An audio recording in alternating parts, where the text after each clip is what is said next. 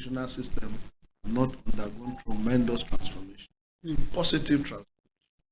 We have more schools, we have more students in school, we have more graduates. So, in as regards that, there's a lot of transformation.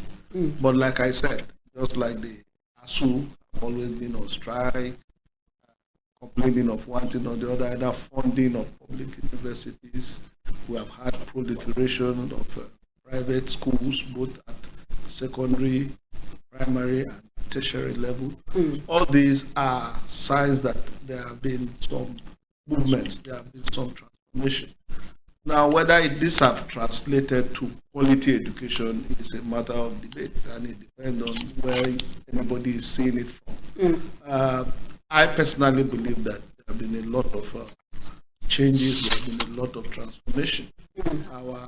When we were in the university some 20 something years ago, we had lecturers like Patrick Wilmot in Ahmadu Bello University who were expatriates. We had a lot of foreigners, even at primary school level. We had teachers from India, from Bangladesh, from Ghana. They were all teaching here in Nigeria. But as the economy, because of the economic downturn, a lot of these expatriates had to return back to their country. Since then, most of the deficits we have trained indigenous teachers. They have taken over most of these courses that we've been taught. So we have made a lot of improvement in terms of having our own local teachers here in Nigeria. At the tertiary level, a lot has been done. The NUC is trying to regulate universities. But like I said earlier, ASU has raised very important issues about the funding of our universities, the remuneration of our university teachers, even not at the university level alone, even at the primary school. And also a lot needs to be done in the area of inspectorate and monitoring, of especially with the coming of a lot of private institutions at all levels. A lot needs to be done to inspect and to monitor the activities of those schools. Some of the private secondary schools are here, they pay teachers as low as 10,000, especially some of the Muslim secondary and primary schools. So all this needs to be properly regulated so that we can have a very, very vibrant educational system.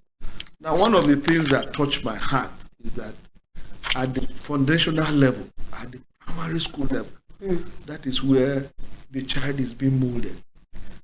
The foundational system in this country, I'm not really very happy about. Okay. Yeah, and that is where the problem of our educational system comes up, especially at the primary school level, where the children are being molded. Most of the teachers, especially in most of the private schools that we have today, they just maybe leave school and then they are just employed to be teaching the students. They might not necessarily have the requisite qualification as teachers, as professional teachers. So when you go around most of the primary schools, private primary schools, even the public one, you see the teachers they are not as committed as they should be, maybe because of the type of remuneration they have been paid. So when you look at the foundational level, the problem with our education mainly is at the foundational level. That is why by the time the students finish primary school and are going to secondary school, we are going to see a lot of deficiency because the foundation is very faulty. And then by the time they transit from secondary school to the university system, it will all become very glaring. And the university system, there's little you can do because the foundation has not been properly laid. It's not like when you are building a house. The first thing you do, you dig a foundation. And then after the foundation, you blind it before you build. So in educational system too, the primary system is very, very, very, that the basic education is very, very important. Once you miss the basic education, you are going to have a lot of problems. Now, when we look at Nigerian system of education, of course, we have the first school leaving certificate. That's from the primary school. We have the junior secondary school certificate. That's the GSSE. And then we have the senior secondary school certificate. That's the SSC. Before we now get to the university.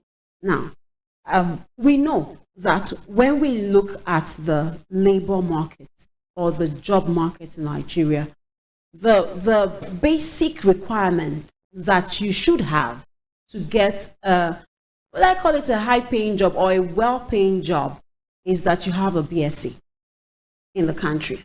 Now, from what you have said, Boss Matthew, you've mentioned the fact that our foundation, which is the primary and secondary level, seem to be faulty. And so there is not much that can be done when we get to the university level. So can I say, Boss Tama, that what we get as certificates from our universities, is really not what it should be. Because if the foundation is faulty and the university has little or more to give, how come we churn out certificates that are meant to be given in learning and in character? And then we get to the labor market, and some of the certificate holders cannot even cannot defend their certificates. Okay, just like Boss Matthew said, every aspect of life has its own teething issues, and I am speaking from a point of an advocate. You should not be awarded what you don't deserve. That's the point. That should be the standard. Let's assume if just like what he rightly said, our primary school level is seriously need to be worked on, most especially in the area of motivating the tutors, the teachers, so that they'll be able to give in their very best, because that is the stage where that's the molding stage. Getting to university now, university need to do, and that's why now that we have understand that the foundation is faulty, then the method of our teaching should be adjusted. Okay.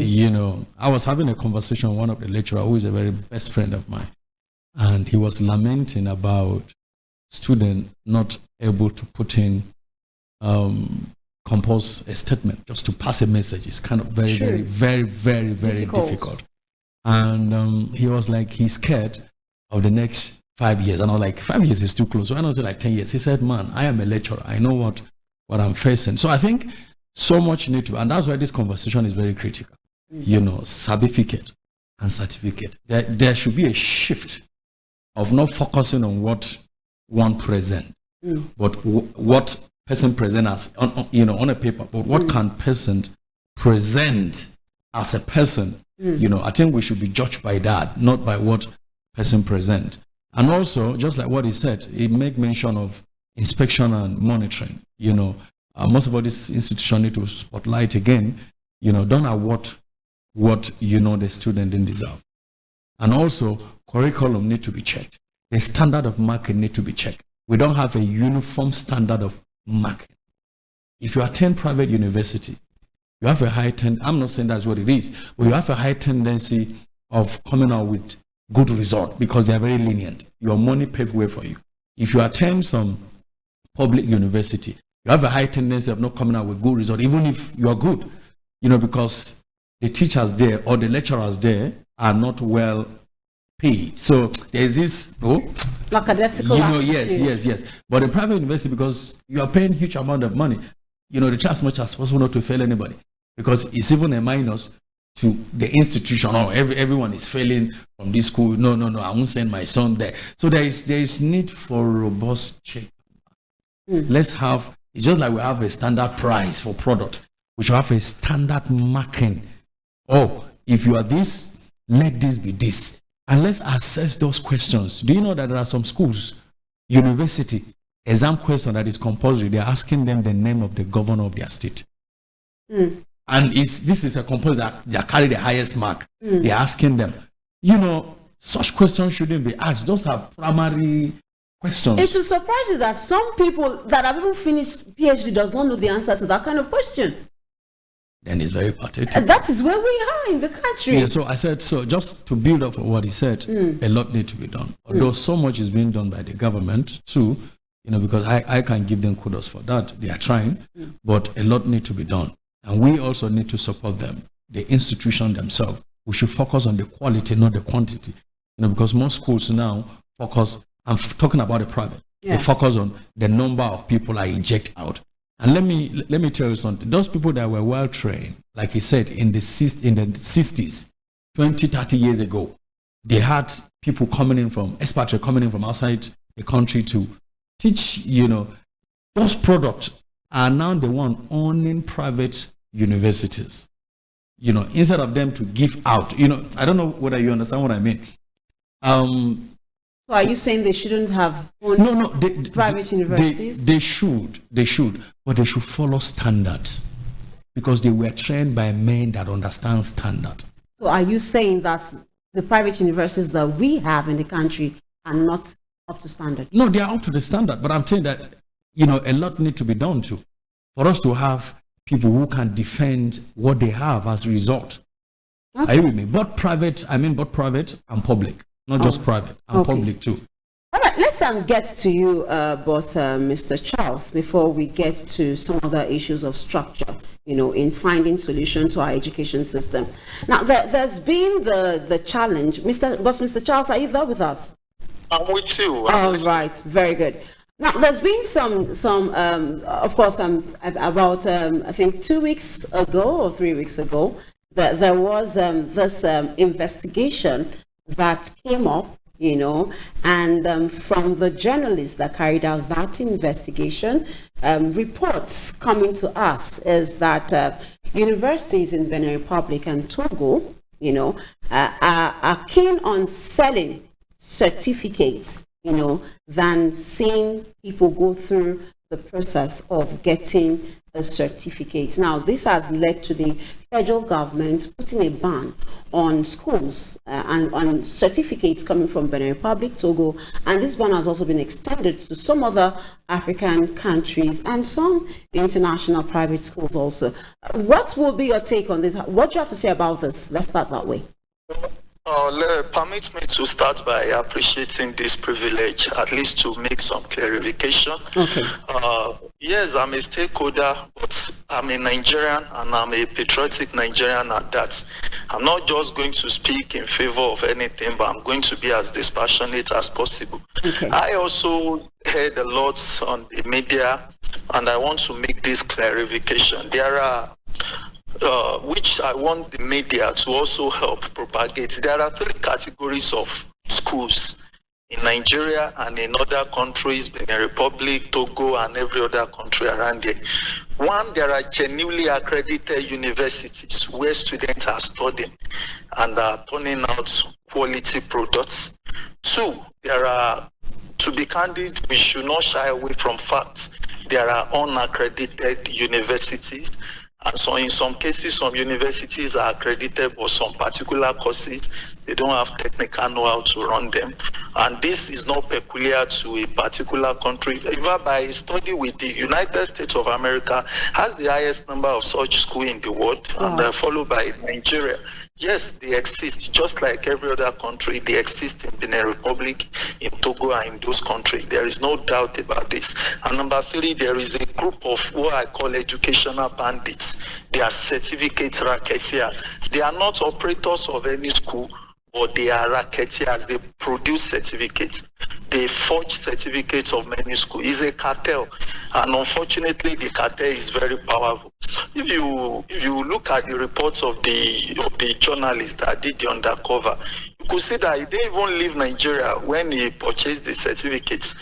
There is a certificate racketeering cartel.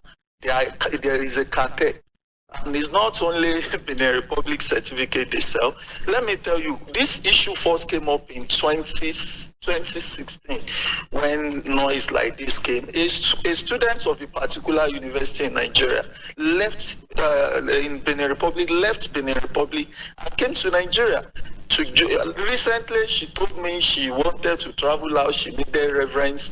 She wanted me to be one of our referees. And lo and behold, I discovered that she's now a holder of a degree of one of the most popular universities in Nigeria, one of the most reputable for that matter. She didn't go to that school. She had the certificate of that school. As I speak to you, the lady is outside Nigeria. And when the verification was done, her certificate was confirmed to be verified. She got this certificate just a few months after leaving the university in Benin Republic. These are issues. I'm trying to establish the fact that there is a certificate racketeering cartel that they sell certificates. It is not just about Benin Republic, it is not just about Togo. In fact, they sell Nigeria certificates. And that's what the issue NYSC raised. They discovered that a lot of these scandals are going, even in Nigeria University. I'm not saying it's a good thing, it's a very bad thing. We have to fight against it. But when handling issues like this, I think Nigeria is doing more of what I call a fallacy of generalization. So, because the media, of course, I understand there are a lot of things we should be enjoying, we are not enjoying. One of the major things I'm afraid Nigeria enjoys is information. And so when this information comes, sometimes it's not exactly how it is. We have to accept the fact, yes, there are fake universities, they are everywhere. There are genuine universities. At the same time, there are certificate racketeering cartel. They are not university. There is a group of people that sell university certificate. They are in Nigeria. Unfortunately, some of them are highly placed people. And why Benin Republic and Togo particularly are at risk factor is because in this country, people have a fear for anything foreign, and being the closest countries to us. So that's why it appears a certain number of these are coming from those two countries. Just yesterday, I was reading and I saw in Canada was saying they have to crack down on degree mills that are exploiting international students, selling certificates. Which means if we painstakingly study this issue rather than just this sensationalism or fallacy of generalization, if we painstakingly study this issue, a lot are happening. Many of these so-called degrees coming from even the country we never thought of are actually fake, or something has happened, or some of these have been purchased from these certificates rackets here. Those I call educational bandits. Okay. Now, what is the association? Because I know that there is an association of registrars, of in Benin Republic and Togo and all that. What are they doing? What are you doing to reduce? Because, like you said, this happened in 2016. This happened in 2018. And this is happening again. So for it to be coming strongly, within few years interval, that means there is something that meets the eye. So what are you doing to make sure that this reduces? Well, honestly, for those of us who are on the side of the truth, those of us who are products of a standard system of education, just like the first speaker said the other time, when we went to school, I schooled in Nigeria, although I schooled in other parts of the world. I have been to 4 different universities in Nigeria where I study. Those of us who are products of this kind of system, we feel bad that these things are happening. And even before the discovery of this undercover reporter, I and some of my colleagues, we were at the Nigeria embassy in Benin Republic. We spoke with the then ambassador, who was a career officer. We suggested how this thing can be called even before this happened. Look, these countries they are talking about, they are very regulated countries. The perpetrators of this issue are not actually in those countries.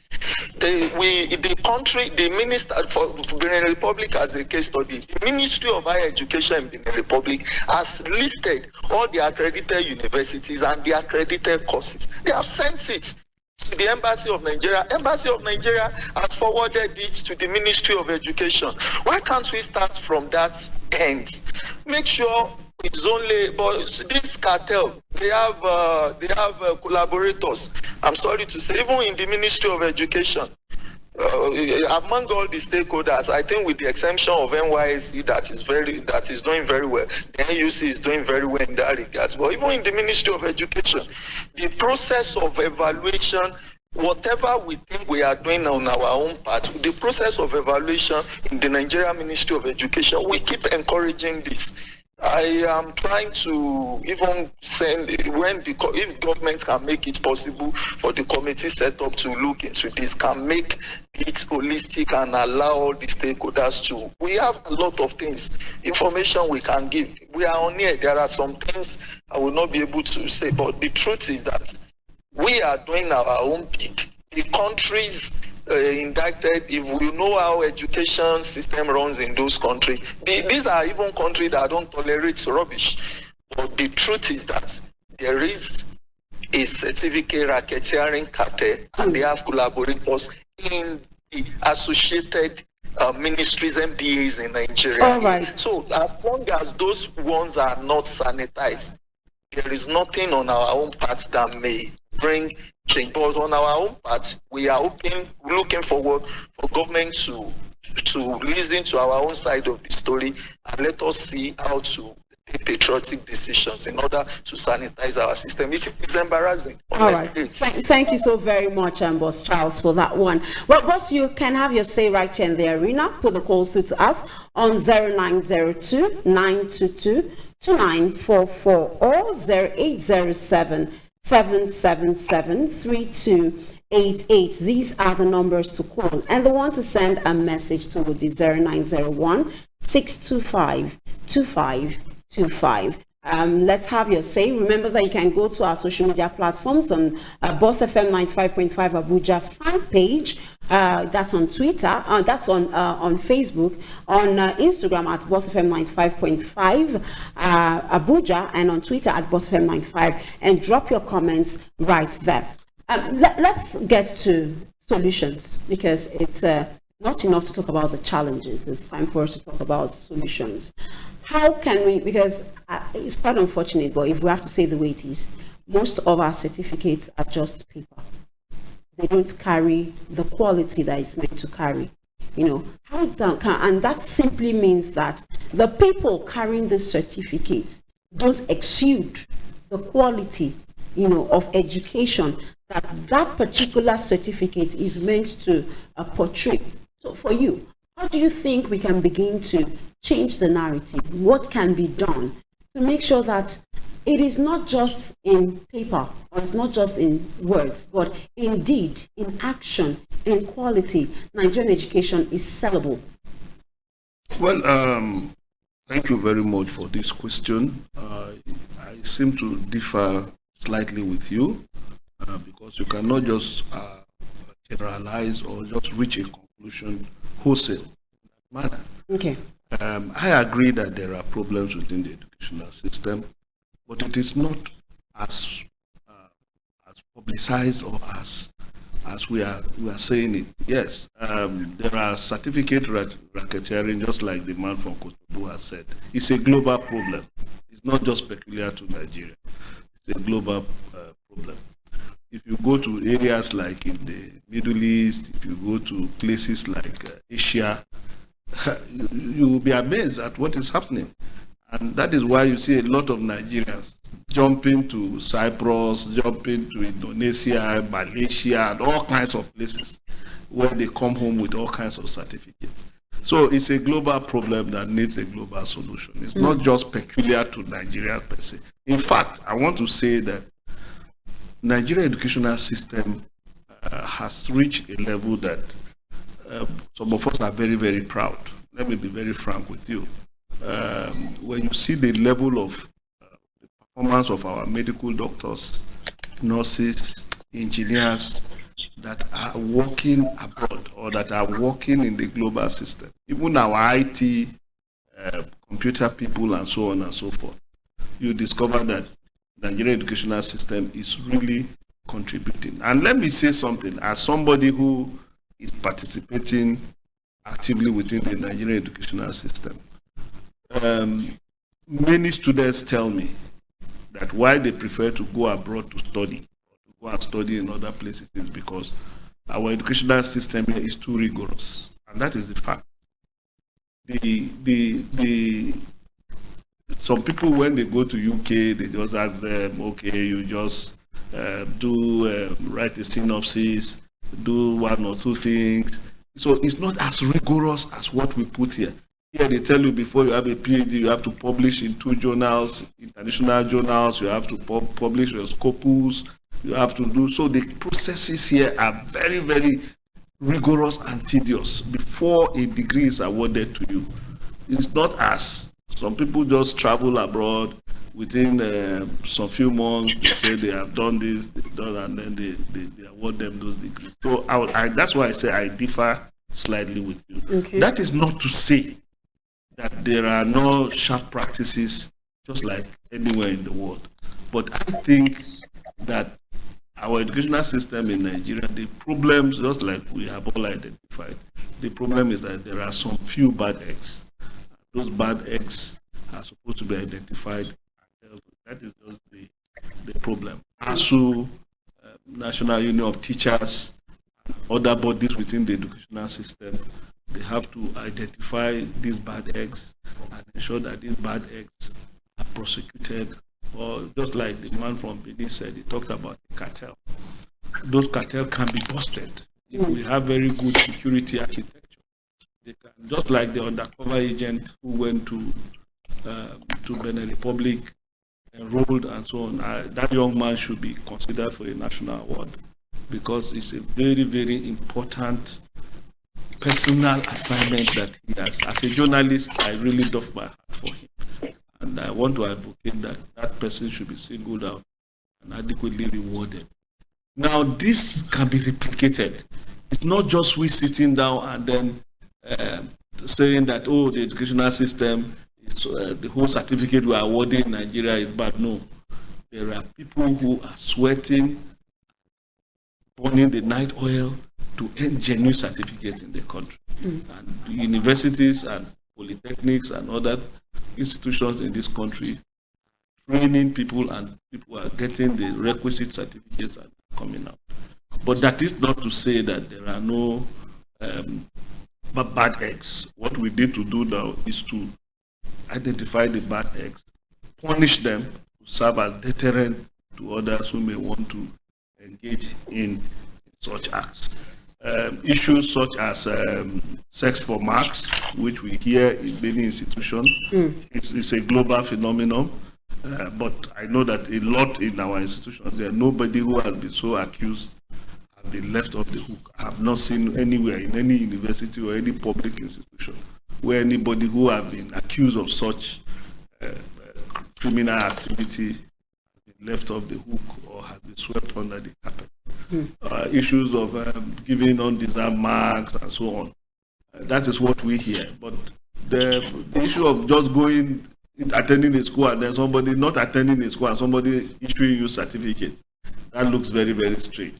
I think the system is such that this, I don't want to believe that any properly accredited school or institution will be awarded, will give certificate to somebody who has not attended the school. I've had instances where certain waivers were given. For example, if you have a course that maybe it's not a core course, the Senate of the university can waive it for you. Those are not malpractice. Those are normal practice. Or if you have a carryover, they can arrange a receipt for you, and then you do the receipt and then go. So these are normal practices. So that is not to say that there are no sharp practices. But the point I'm trying to make is that the problem with the educational system is a global phenomenon. We should not just throw away everything that we do in Nigeria and criminalize everybody. No. I want to say that Nigeria is even good. If you go to some countries that we hype abroad, just like the one from Benin Republic has said, if you look at their educational system, it has nothing to run over. But we have interacted with a lot of people who comes from most of these universities, and to be frank with you, many of them are not better than local graduates out in Nigeria. All right, thank you very much for that. Boss Tama, let me get to you. What should be done to make our certificate, Boss Matthew has said, I shouldn't generalize it. Of course, I am not generalizing it, but the truth still remains that we have lots of them. We have lots of them. Even those of them that went through the right processes to get this certificate, some of them cannot, defend their certificates. What would be your idea? What would be your suggestion, as we celebrate the International Day of Education, that we get our certificates to become as worthy as it should be? Okay, first and foremost, what is even the use of the certificate? The certificate is a proof that you actually go through the world. That you sabi. So I think we should we should shift focus from, giving certificates, the most important thing than what you can offer. I think, is it Elon Musk or someone, either in partnership with Google, they are now carrying out a campaign that get a skill instead of certificates. You understand me? If we shift focus from I know certificate is important because that's the proof that you actually go through the schools and you know what you are doing. So if we shift focus from the certificate to what can you bring to the table, I think we'll go for, and that is the future. The future now, this certificate we are talking, you can sit in your home and acquire it. So if there is this, okay, show us what you can do. Then it's about what you can do, not about the certificate that you present. I think with that, I'm telling you, in the next few years, things will change. And also, let me just add to what our time is up. Yes, okay. We can go ahead. Okay. I'm sorry. Okay, before we go, let me just take this one from Facebook. This one says, in the country where we are now, if you do not have Sabificate to back up your certificate, then just be ready to suffer financially. And this is coming from Boss Grace. Thank you, Boss Grace, for that one. That was on Facebook. But we cannot go further on the show this morning. But we want to say thank you for being part of the show. I want to thank you, especially Boss Matthew, for making it to the show this morning. And Boss Tanamonde, thank you so very much. Boss Charles, it's a delight to have you join us all the way from Benin Republic. Thank you so very much for being part of the show.